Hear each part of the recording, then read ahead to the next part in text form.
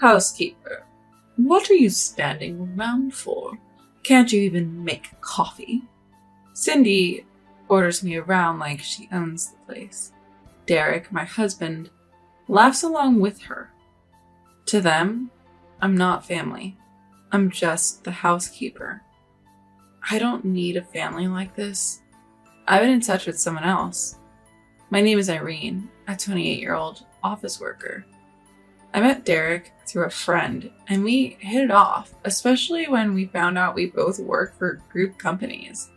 We got married last year thinking it was fate. So, we're going next year, right? No. As Thanksgiving approaches, Derek keeps bringing it up. He wants to go to his parents' home. Honestly, I really don't want to go. And I have a good reason. His unbearable mother, Cindy. I didn't realize it when we were dating, but Derek is a mama's boy, to put it nicely. We're supposed to be newlyweds enjoying the happiest time of our lives. But every morning, Derek calls Cindy before even saying hello to me. After a cheerful chat, he hangs up and finally greets me. It's creepy. When he gets home, he talks to Cindy on the phone until bedtime. I can't tell who's the wife here. To make matters worse, he's been taking more business trips lately. Naturally, we fight all the time. I get that Cindy is important to you, but isn't this a bit much? Derek yells back. What's wrong with talking to my family? After fights like this, he usually hands me a pre-filed divorce application the next day. I take it thinking, here we go again. But by evening, he acts like nothing happened. So when are we getting divorced? I ask. Well, I talked to Mom and she said we should stick it out for the sake of appearances. You should be grateful to me. This has become our routine. I wish you could see how ridiculous this all is from my perspective. By the way, there are other reasons I can't stand Cindy. Like the time Derek and I went to his parents' home for a family meeting. She greeted me with, "Oh, you're so cute." But once we sat down, there was no coffee for me. By the way, his dad passed away a long time ago. "Oh, I must have forgotten because I was so nervous," she said. Looking back, it was clearly intentional. When Derek stepped away to take a work call, she said, "You really are cute." When I blushed, she said, "You can't even take a joke. How foolish." Then she chuckled, "I can't believe you thought you could marry Derek with that face. You're so thick-skinned." According to Cindy, I'm not good enough for her successful son. For the record, I also work for a reputable company, so it's not like I'm underqualified. If anything, Derek's company is slightly more prestigious. "Well, if Derek wants to get married, you'd make a perfect housekeeper," she laughed. That's why I've disliked Cindy from the start. Who would willingly go to a home like that? But if I say anything to Derek, he'll just get moody again. Ugh. I can't help but sigh. Last Thanksgiving, Cindy was down with a cold. She insisted Derek come home, and despite my objections, he went back alone, saying he was worried. I spent the holiday with my parents and my loving Uncle Cyrus and his wife.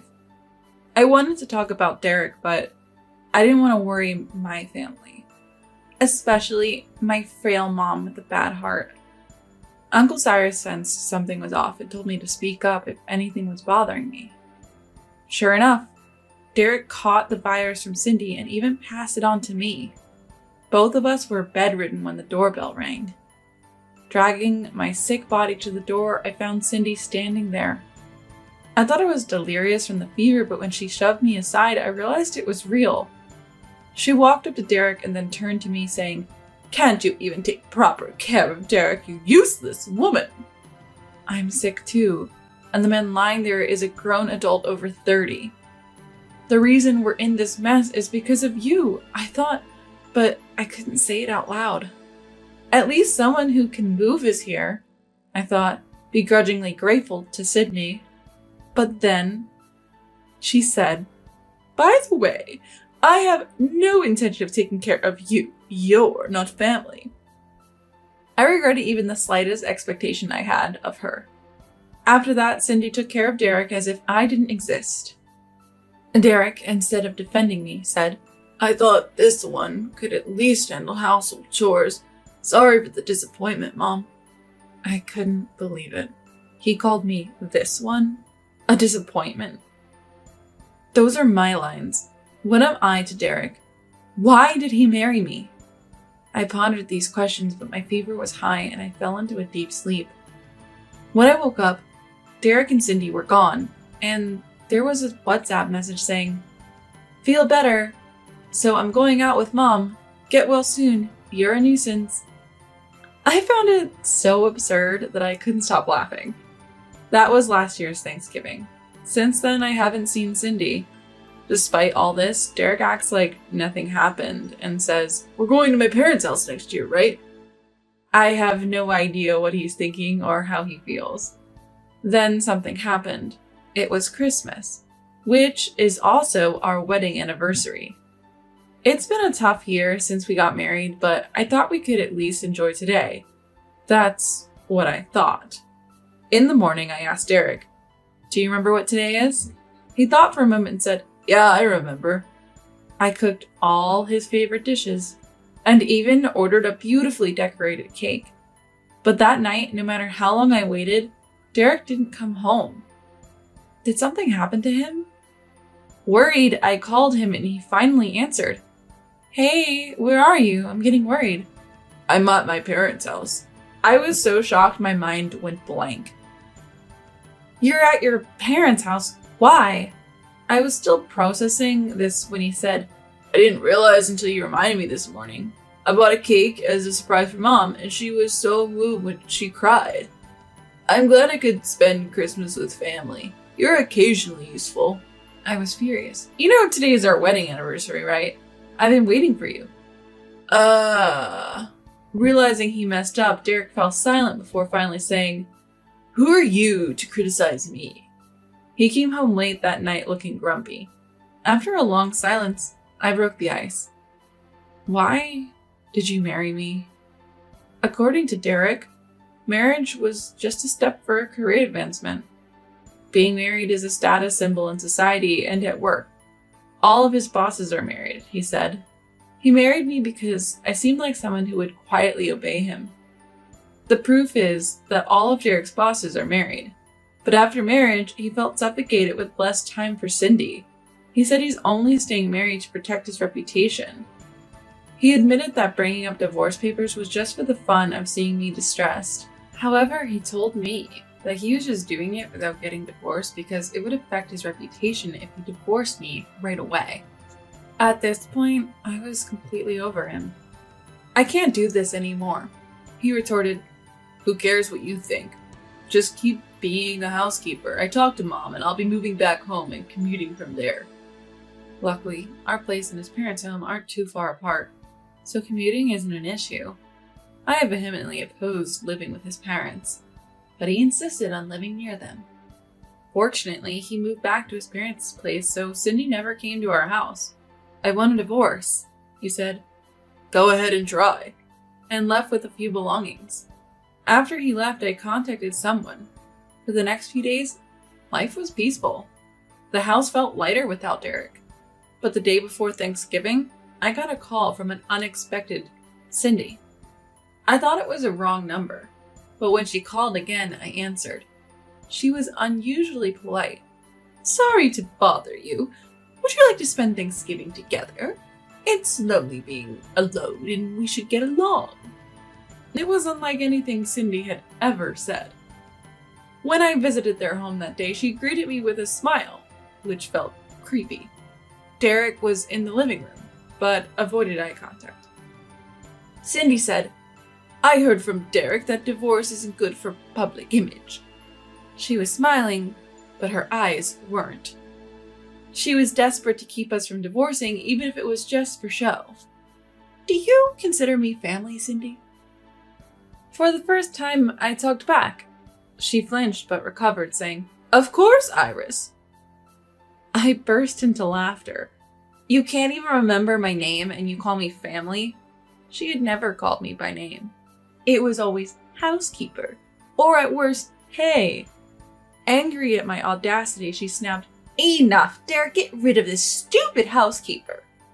Derek seemed to be pondering about his career. Did you get a call from the boss? It must be about a promotion. Well, you might be right. Listen, Irene, if you keep talking like that, I'll divorce you. Derek, you're getting promoted soon. Unlike a failure like you. He'll need a wife from a good family this time. It appears that Derek got a personal call from his boss. Oh, really? I replied. If you get it, then act like a housekeeper and do your job. What are you standing there for? Can't you even make coffee? Cindy said. So I quietly made coffee, slammed the mug on the table, and dropped a bombshell. Who are you talking about? Being a wife or a housekeeper? I'm a stranger to you now, so I'm leaving. Both of them looked shocked. What do you mean? Derek asked. I already filed for divorce. You can't just file on your own. Forgery is a crime. Did you commit a crime? He yelled. What are you talking about? You had 10 divorce papers at home. It was great for practice. Besides, you told me to file if I could, so I did. Derek seemed to remember and looked regretful. But he quickly regained composure and said, I'm future executive. You'll be the one regretting. He continued to insult me, calling me a leftover in my 30s, among other things. Annoyed, I said, if you're unhappy with the divorce, let's go to court. I've recorded your verbal abuse, so it won't look good for you. Oh, and this conversation too. Looking forward to our next meeting, and left. Days later, I went to a certain place. I had taken a day off from work. I had an appointment, so I was let in right away. When I entered the room, there was someone looking surprised. It was Derek. Sitting a little away from him was his direct boss, the department head.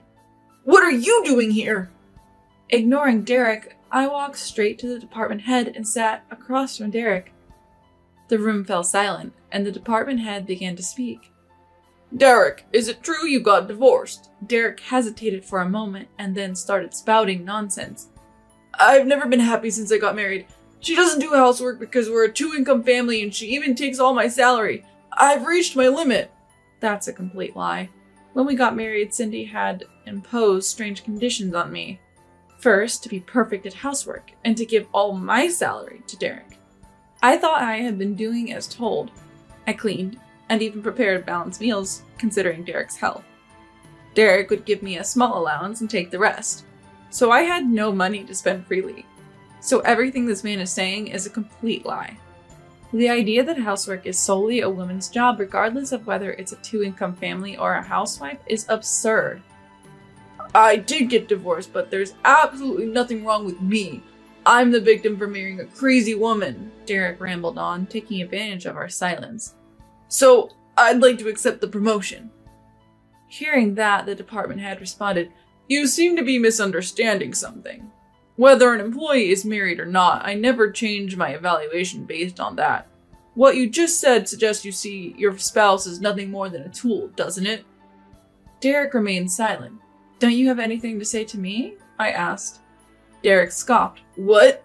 I'm the one who should be thanked for marrying someone like you. The department head began to speak softly. He has a younger brother, and watching his younger brother's marriage makes him happy.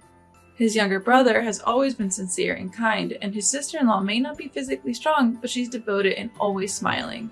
They have a daughter, and she's grown up to be a good, honest child. Probably because she's been watching her parents. The department head and his wife couldn't have children, so they think of their niece as their own daughter. Derek looked indifferent to the story. That's precisely why I can't forgive you, said the department head, his face turning red with anger. Then I decided to reveal a truth I had kept from Derek. It's okay, Uncle Cyrus. Hearing that, Derek exploded. What are you thinking? Calling the department head uncle is disrespectful. See, she's crazy. The department head looked at him coldly. The one being disrespectful is you. You've been calling my lovely niece crazy. It's nothing but unpleasant. What? I've kept quiet, but this man is my dad's older brother. In other words, my uncle. The story of Uncle Cyrus told about his younger brother's family was actually about my family. Uncle Cyrus and his wife, who couldn't have children, have always cherished me, their niece, as if I were their own daughter. When I first met Derek and found out he was under Uncle Cyrus, I was genuinely surprised. I debated whether to tell him, but I was working in a group company and didn't want to be accused of nepotism, so I kept it a secret. Of course, I joined my current company on my own merit. No one knows that Uncle Cyrus and I are related. Our last names are common, so Derek probably never thought twice about it. I had asked Uncle Cyrus to keep it a secret until I said something. You might think we would have met at family gatherings, but we never even had a wedding ceremony. Officially, we said we didn't have time or that I was too shy, but the real reason was different. "A wedding is a waste of money," Derek and Cindy had said. He probably didn't want to spend time and money on me, whom he saw as nothing more than a housekeeper. I wanted to wear a wedding dress too. My mom looked so beautiful in the pure white dress she wore in the wedding photo with my dad that's been displayed in our living room for many years. I had dreamed of that moment since I was a little girl. When my parents offered to help financially, she said, "Are you kidding me? Both parties should contribute to that." "Well, I definitely won't." So we only had a small family dinner with just our parents. By the way, Derek didn't even offer to pay for the small family dinner, so I paid for it all. My parents gave me some money afterwards, saying I should keep it.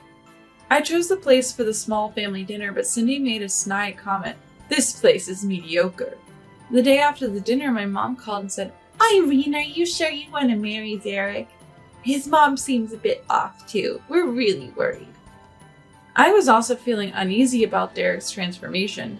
He was kind when we were dating, but now I realize he was probably just desperate to secure a convenient housekeeper. That's what I realized now. Back then, I was naive enough to think he would go back to being the Derek I knew and protect me from Cindy. "Thanks for worrying, but Derek is usually very kind. I'm sure he'll protect me," I assured my parents, who didn't press the issue after that. However, I had asked Uncle Cyrus to keep an eye on Derek. Learning the truth, Derek was visibly shocked. "There's no chance of a promotion. I can't forgive how you've treated Irene, but you've done something else unforgivable, and you know it," Uncle Cyrus said. Derek went pale. I couldn't care less what happens to him. "Goodbye. We'll never meet again," I said and left the room. Later, Uncle Cyrus told me a shocking truth. Derek had been taking day trips with Cindy under the guise of business trips and charging all the expenses to the company. Because Derek was vigilant at work, the checks were lax. What surprised me more was that Cindy had suggested it. Derek was fired, and Cindy is also under investigation as an accomplice. I couldn't care less, but I was utterly disgusted. I heard they'll be returning home soon, so I decided to sue them for emotional distress. I know they've been hoarding money, so I intend to make them pay. As for me, I was recently promoted to the first female managerial position. I thought I had given up on marriage, but I was introduced to the son of one of Uncle Cyrus's friends, and we've been spending more time together. He proposed to me recently, and I met his parents, who were very kind and remind me of my own parents. I'm very happy now.